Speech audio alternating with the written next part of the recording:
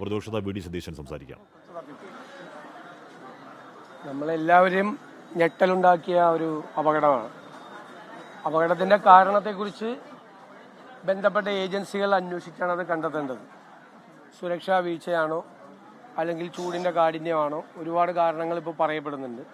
എന്തായാലും എന്താണ് കാരണം, അപകട കാരണമെന്ന് അന്വേഷിക്കണം. ഇനി ഇത്തരം കാര്യങ്ങൾ കൂടുതൽ സുരക്ഷാപരമായ നടപടികൾ മുൻകൂട്ടി സ്വീകരിക്കണം.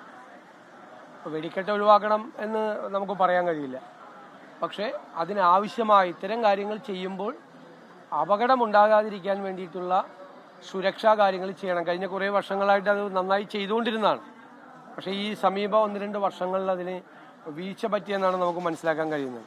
അത് വളരെ ഗൗരവത്തോടുകൂടി കാണണം. മനുഷ്യജീവന് അപകടകരമായ രീതിയിലുള്ള ഒരു കാര്യവും നടക്കാൻ പാടില്ല യഥാർത്ഥത്തിൽ.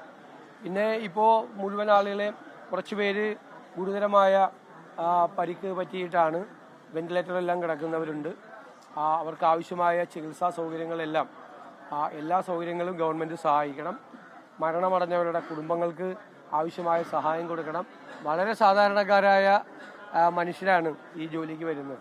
അവർ കുടുംബം പുലർത്താൻ വേണ്ടിയിട്ടാണ് ഈ ജോലിക്ക് വരുന്നത്, അപകടകരമായി ഈ ജോലിക്ക് വരുന്നത്. അപ്പോൾ അത്രയും പാവപ്പെട്ട കുടുംബങ്ങളിൽ നിന്നുള്ളവരാണ്, വെറും സാധാരണക്കാരായിട്ടുള്ള ആളുകളാണ്.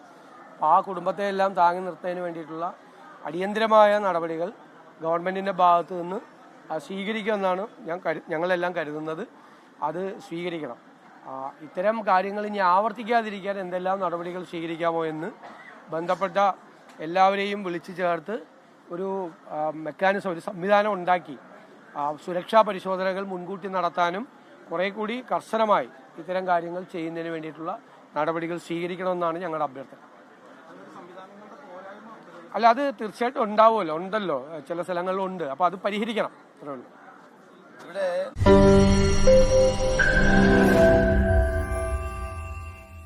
ലോകത്തെവിടെയായാലും ഏത് സമയത്തും 24 വാർത്തകളും ഓഗ്മെന്റഡ് റിയാലിറ്റി പാക്കേജുകളും എക്സ്പ്ലെയിനറുകളും വിശദമായി കാണാൻ ഞങ്ങളുടെ യൂട്യൂബ് ചാനൽ നിങ്ങൾക്ക് സബ്സ്ക്രൈബ് ചെയ്യാം.